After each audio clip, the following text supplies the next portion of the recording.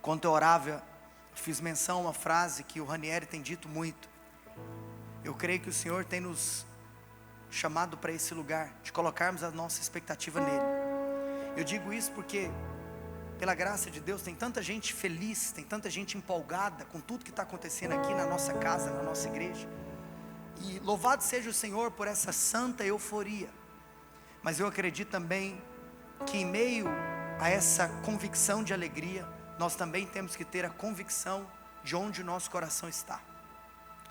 E hoje quero ministrar algo que o Senhor me direcionou, e foi poderoso porque você sabe que essa semana nós tivemos aqui, ao longo do meio de semana, 7 sessões de busca e de intercessão. Enquanto eu orava com Fernando Castilho, quando em um momento específico Túlio nos direcionou para orarmos em dupla, nós começamos a orar, e teve um momento que ele estava orando e eu estava concordando com ele em oração, e ele soltou uma frase. Naquele momento, aquela frase, ela entrou dentro do meu coração como uma verdadeira espada. E a frase que ele soltou na oração foi: Senhor, nós queremos te buscar até que nada mais importe. Na hora, olha que louco, eu me lembrei de uma pregação que eu tinha ouvido há ano, eu não sei se há 2 anos atrás ou 1 ano atrás, intitulada Até que Nada Mais Importe.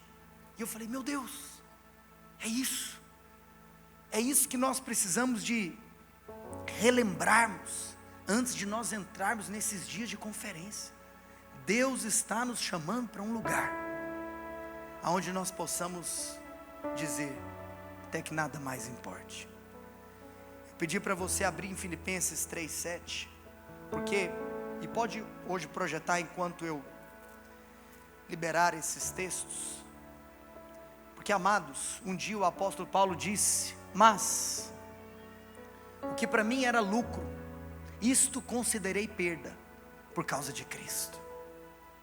Imagina você se chegar nesse lugar de você reconhecer que coisas que antes você as chamava de lucro, agora você considera isso perda. Mas sabe o que é louco? É aquilo que Paulo fala depois de ter declarado isso.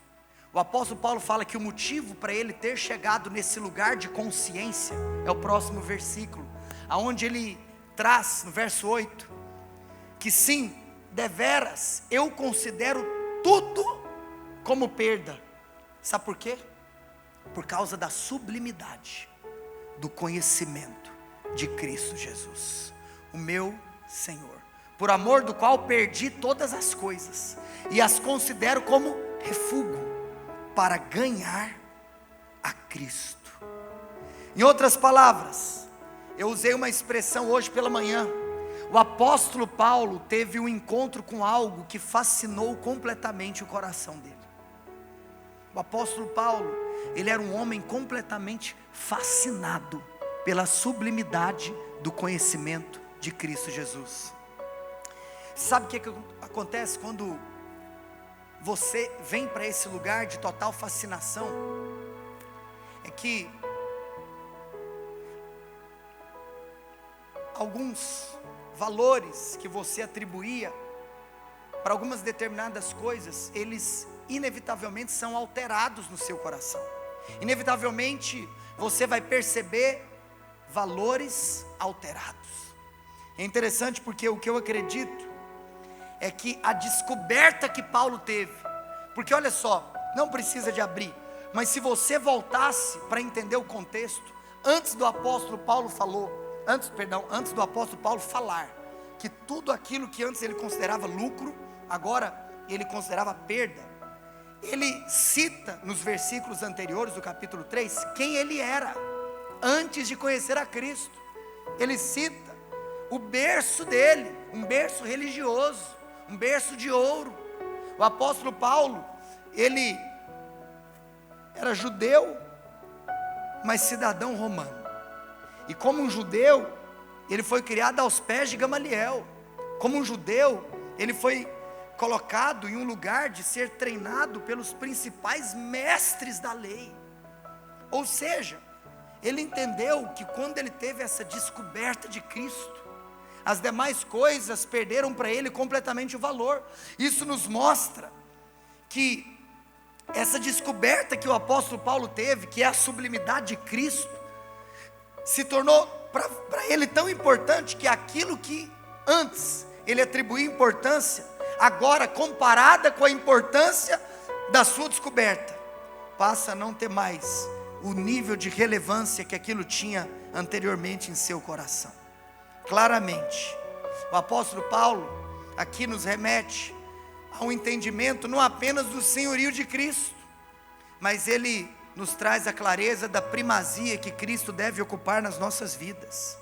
Mas com muito amor e carinho, quero te contar uma coisa: Cristo não vai ocupar primazia na sua vida se antes você não tiver tido, se você não tiver esse encontro que te fascina. Não é uma questão simplesmente você falar, agora eu vou mudar hábito X ou Y. Ei, você precisa ser fascinado. E olha, você sabe que ao longo da nossa vida a gente ouve algumas coisas que mexem conosco. E uma vez eu ouvi algo que o pastor Luciano Subirá disse que, nossa, que lá me entortou inteiro por dentro. Eu fiquei meditando naquilo porque eu achei muito forte.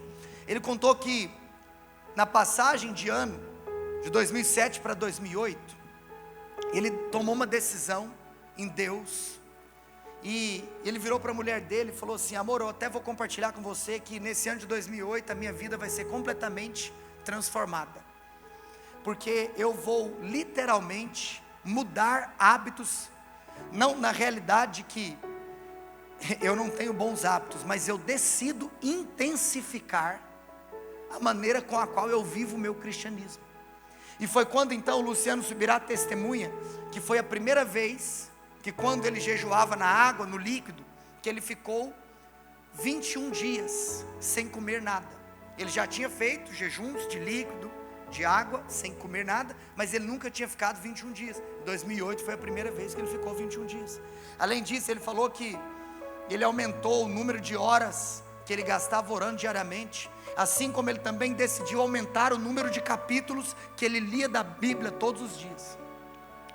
Mas você sabe que o mais louco é que ele conta que teve um dia que ele chegou em uma reunião da igreja, e eu não me lembro quando ele contou essa história, se ele falou que era um culto ou se era uma vigília, enfim, mas era uma reunião de oração, as pessoas estavam buscando a Deus. Ele fala que teve um irmãozinho que pegou o violão, começou a cantar uma canção do Marcos Brunet, e o ambiente foi completamente tomado por tanta glória, que naquele momento ele fala que ele começou a se ajoelhar, e ele fala que ele começou a se arrepender, e ele fala que ele começou a ficar muito quebrantado e contrito, e a veia da oração e do quebrantamento dele estava ligado a uma postura de: Senhor, me perdoa, porque eu preciso ser mais profundo.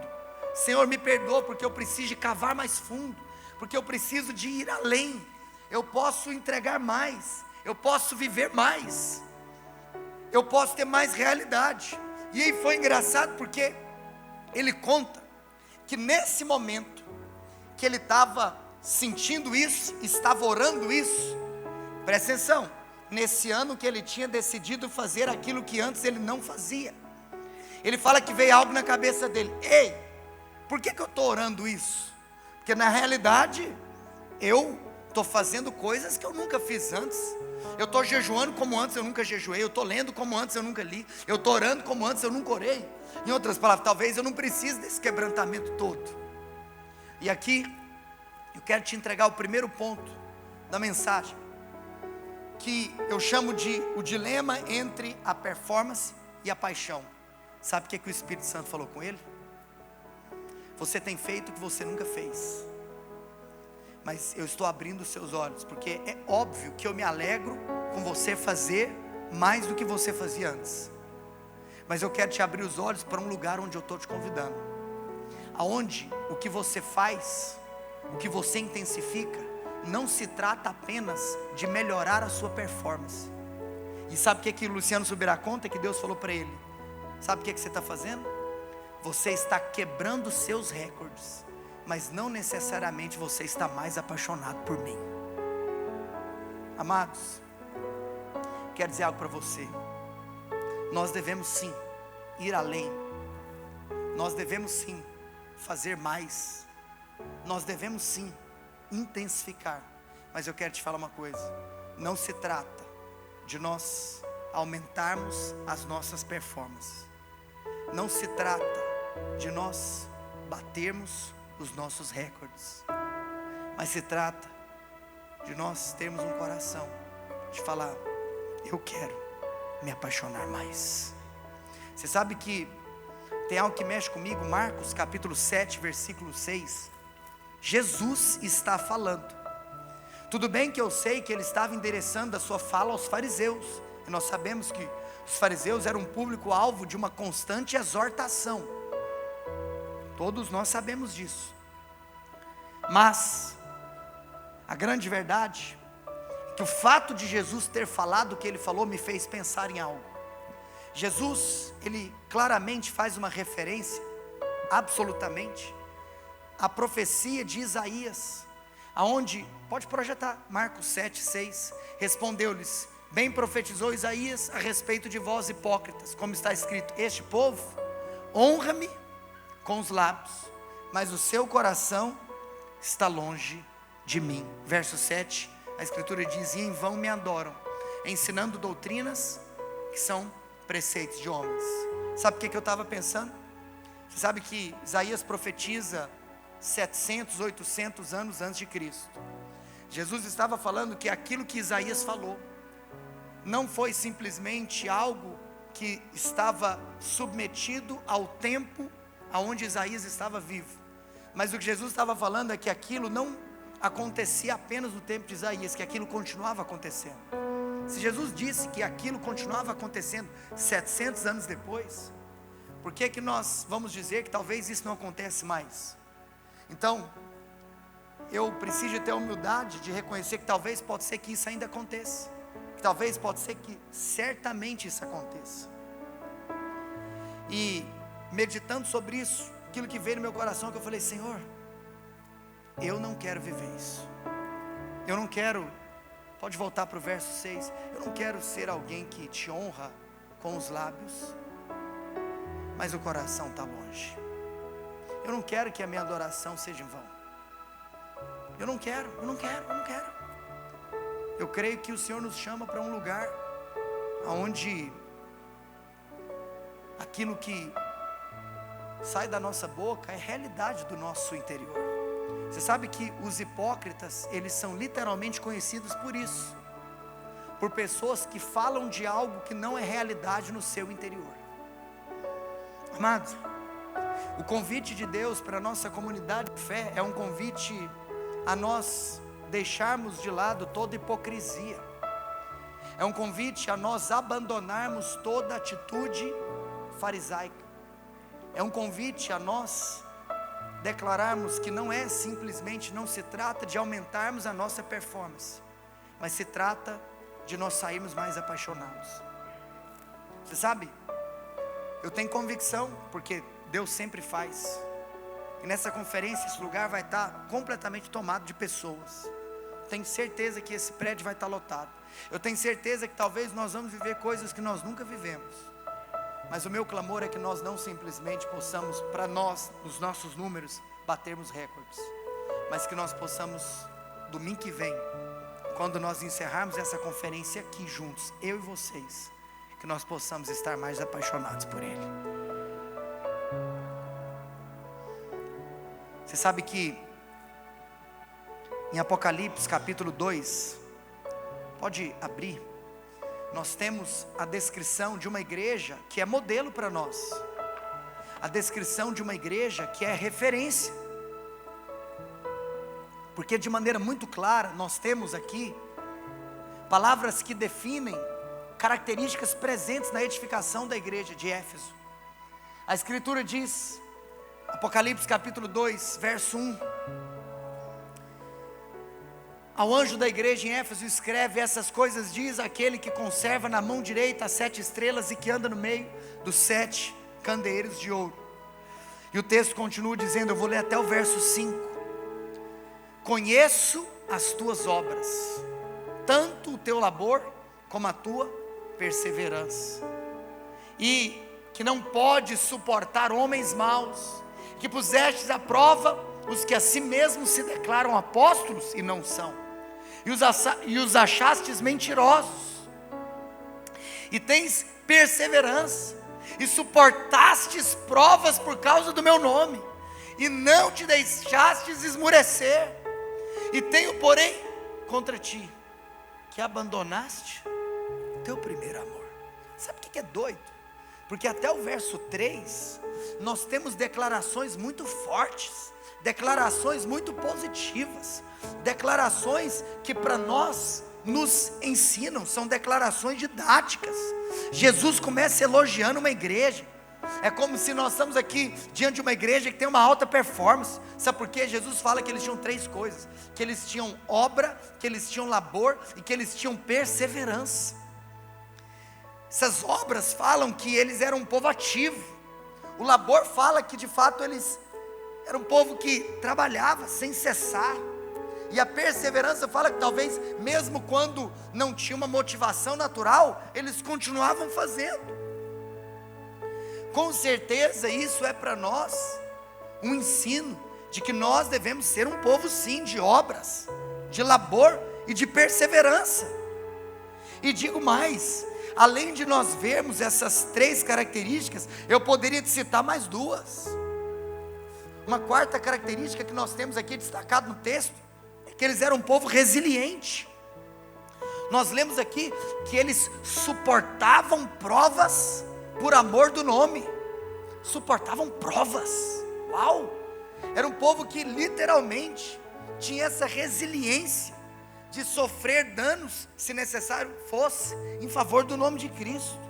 E ainda mais, além de serem resilientes, eles eram um povo literalmente criteriosos. Eles eram criteriosos porque eles falavam: cara, nós não aceitamos aqui pessoas que dizem ser apóstolas e não são. Além de perseverança, de obra, de labor e de resiliência, nós podemos perceber que eles eram um povo sério.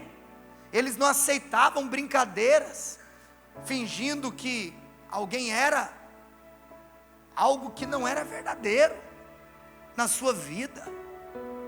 Agora, no meio disso tudo, no meio de tanto elogio, no meio de tanto reconhecimento de virtude, existe alerta, existe advertência, existe para nós um recado de Deus, que o labor, que a obra, que o trabalho, que a resiliência, que a seriedade, que a integridade, que o caráter, por si só, não é suficiente se faltar amor, se faltar paixão. E é óbvio que o erro não está no labor, o erro não está na obra, o erro está na ausência do amor à obra. É como se não basta simplesmente nós darmos a nossa vida na obra de Deus, se nós não estivermos apaixonados pelo Deus da obra de Deus. É como quando Jesus nos chama ao entendimento de que o relacionamento é o ponto principal do convite do discipulado. Tantas vezes eu já citei nesse púlpito, eu vou passar o resto da vida dizendo que não precisa abrir, que em Marcos 3,14, quando Jesus vai chamar os 12 para caminhar com ele, a Escritura diz que Jesus os chamou para se relacionar, para estar com eles e os enviar a pregar. Antes desses discípulos serem enviados a pregar, o convite de Jesus foi: eu chamo 12 para estarem comigo, eu chamo 12 para estarem comigo. O relacionamento sempre vem antes da missão.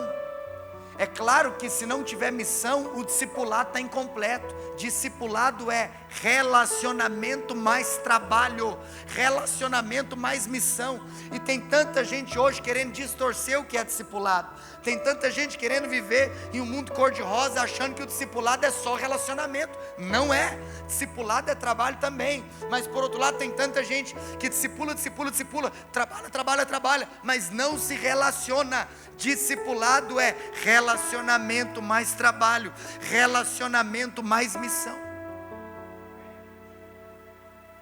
Vou te contar uma coisa: o desejo de Deus para se relacionar com com a humanidade esteve presente desde o Éden. Sabe uma coisa engraçada? Que Deus nem deixou direito Adão e Eva ter lua de mel. Qual que é a característica de um casal que está em lua de mel? Não quer ver ninguém, quer sumir na terra. Mas Adão e Eva tinham acabado de se casar, e Deus aparecia para o tal do Adão todo dia. Inferno. Está entendendo o que eu estou falando?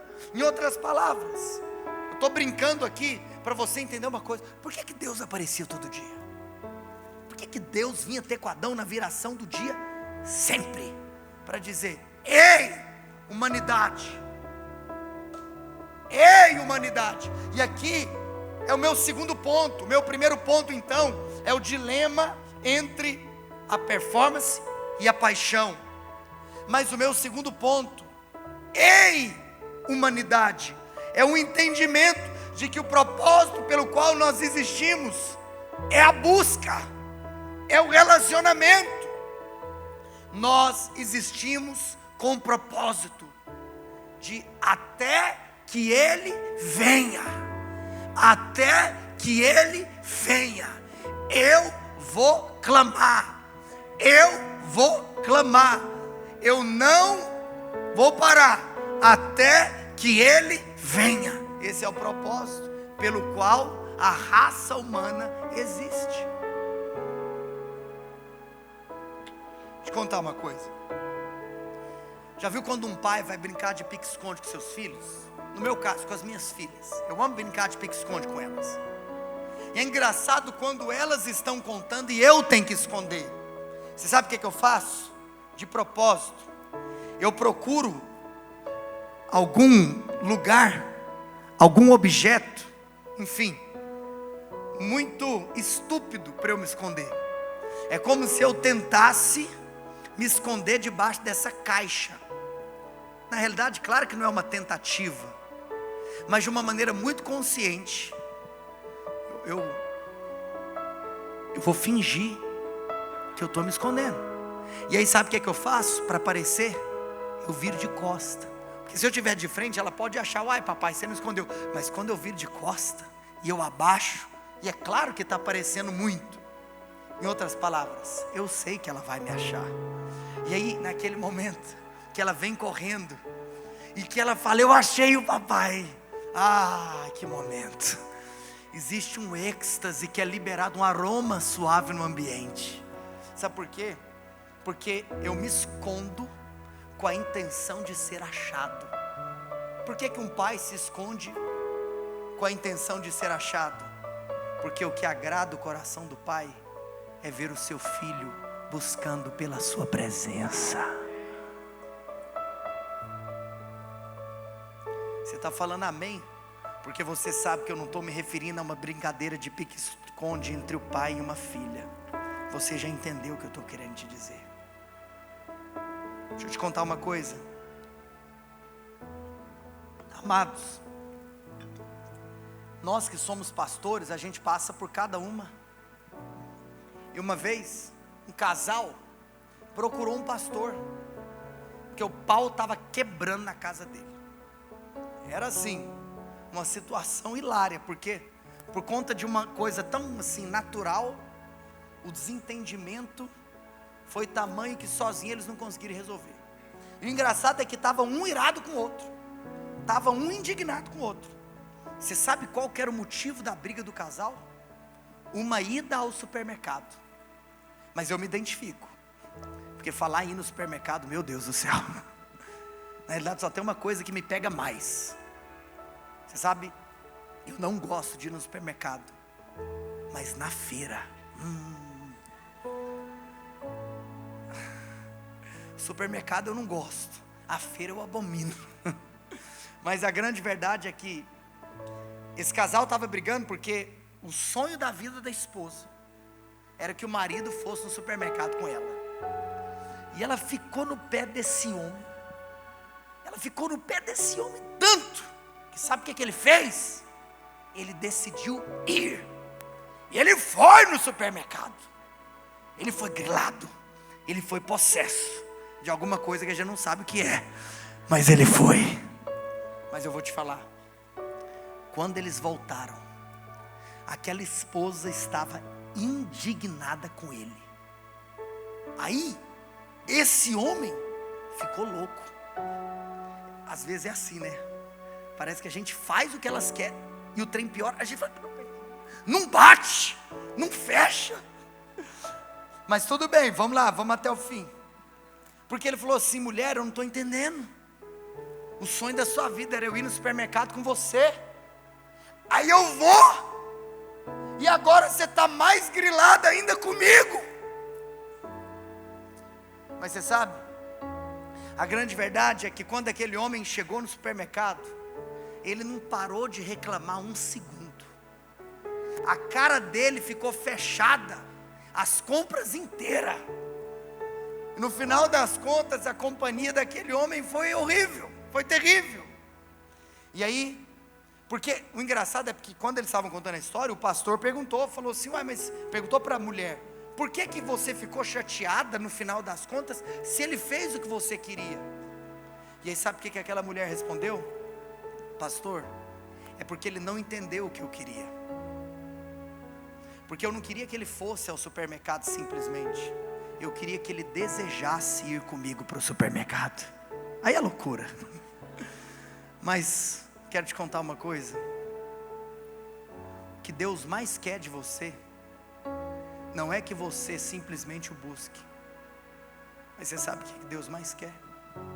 É que você deseje buscá-lo. Existe uma diferença de alguém que busca porque tem que buscar, mas de alguém que deseja buscar.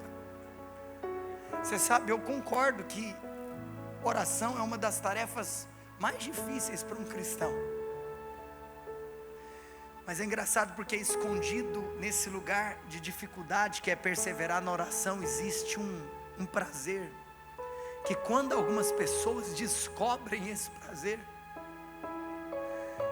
elas desfrutam de um nível de prazer e satisfação que eu acredito que está ligado com aquilo que eu comecei, com a fascinação.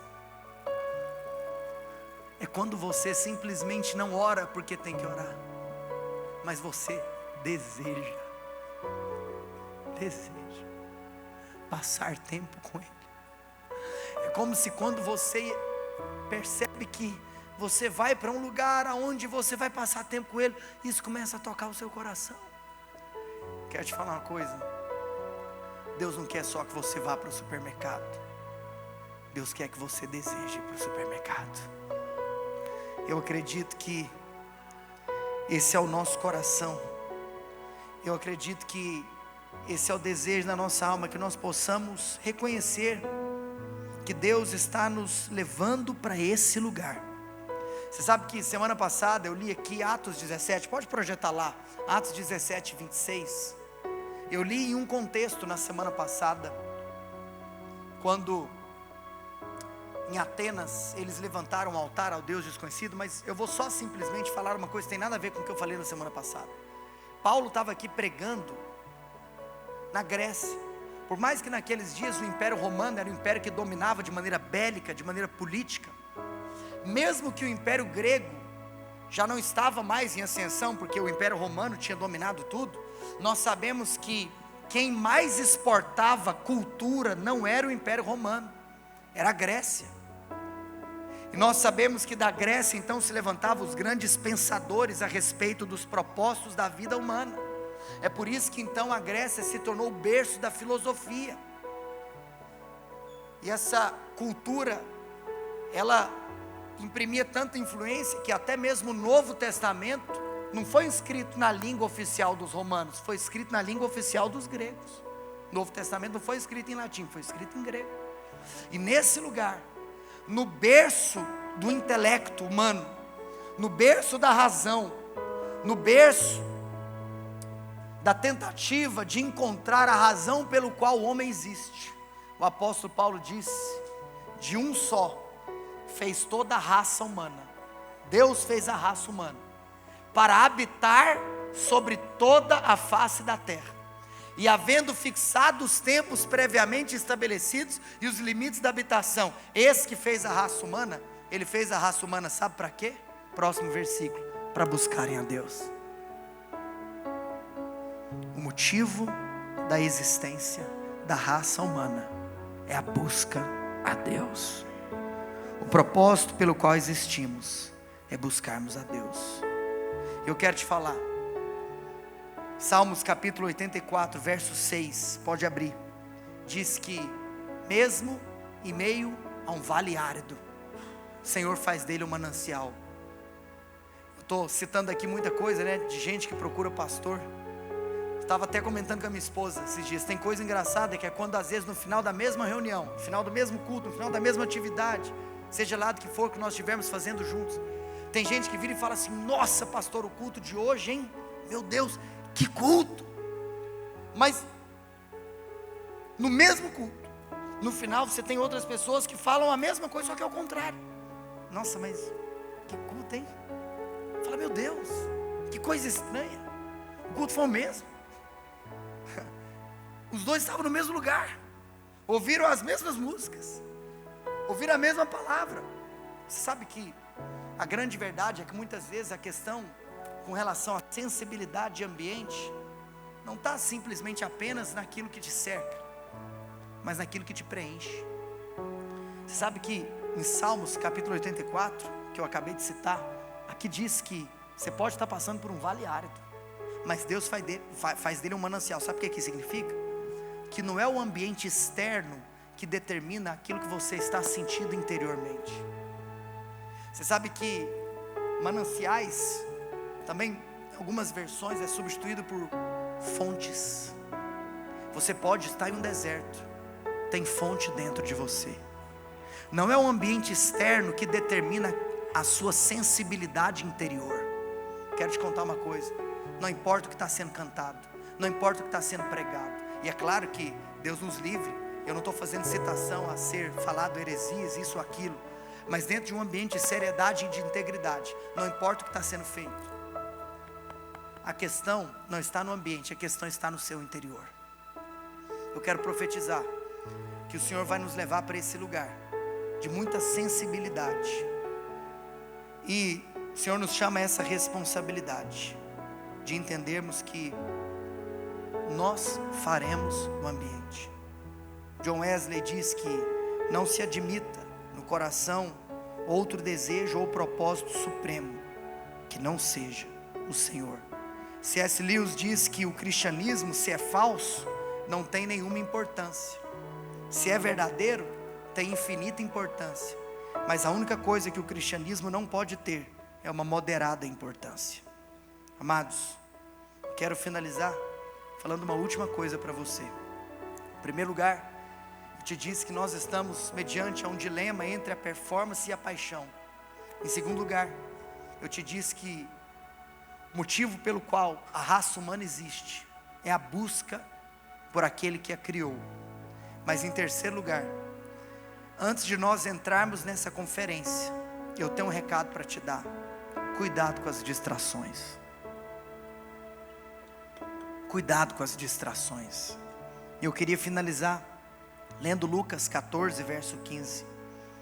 Lendo uma parábola que muitas vezes não é falada, mas que traz um ensinamento muito profundo.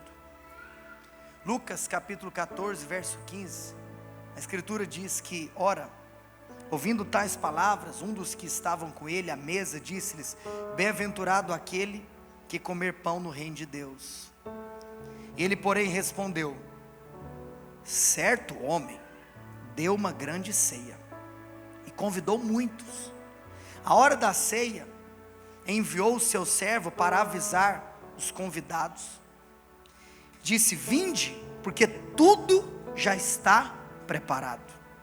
Imagina a cena: um banquete foi posto à mesa, e existe então um convite para que as pessoas participem desse banquete. O servo então daquele que preparou o banquete sai para convidar pessoas para participarem desse banquete que já estava pronto.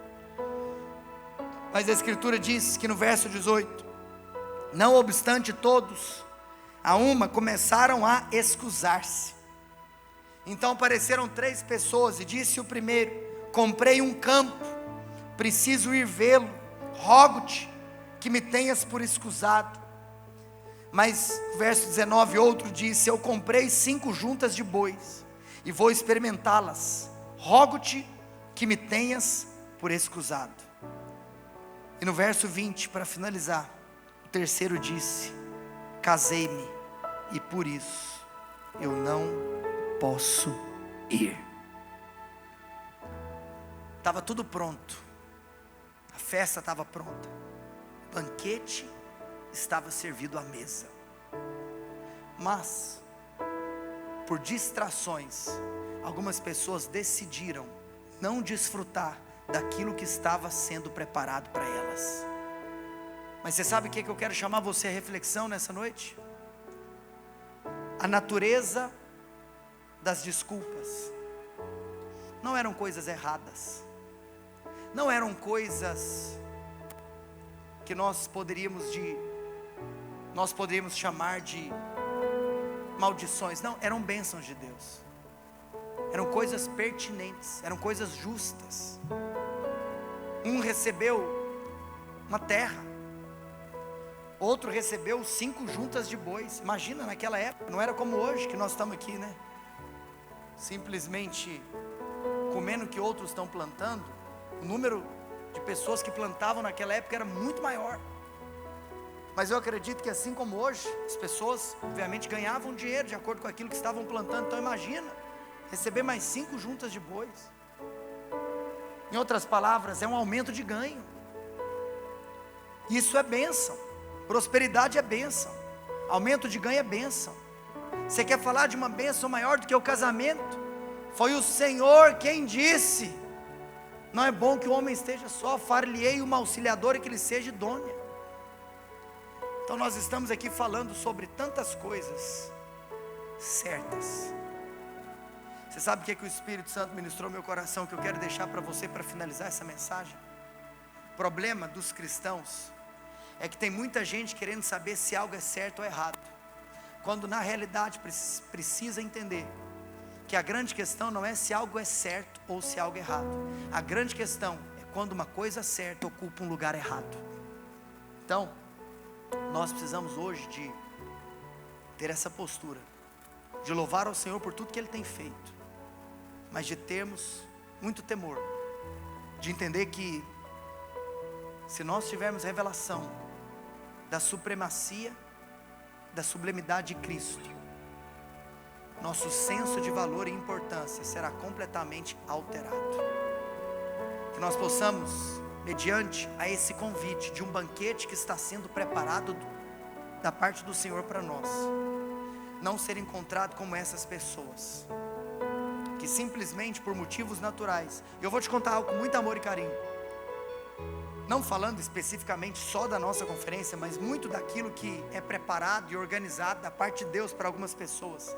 Muitas pessoas perdem por motivos justos, são as juntas de bois, são os casamentos. Mas Deus me livre de pegar uma coisa certa e colocar no lugar errado. Que Deus me livre de perder o banquete que foi preparado para mim. Você sabe, eu posso falar isso como um pregador dessa conferência. O momento que eu mais estou aguardando é o momento que eu vou sentar na minha cadeira, que eu vou me deleitar na presença de Deus, porque eu creio que existe um banquete que foi preparado para mim, para você. Eu vou te falar uma coisa: eu quero comer tudo que estiver servido à mesa. Eu quero mastigar devagar, de tal maneira que não apenas os nutrientes estarão entrando, mas eu vou estar tendo a condição de distinguir o sabor de tudo que está sendo colocado para dentro. O Senhor quer nos chamar para um lugar de prazer, mas eu preciso te informar que esse lugar de prazer, ele vem em uma ciência de valor, de importância e de primazia.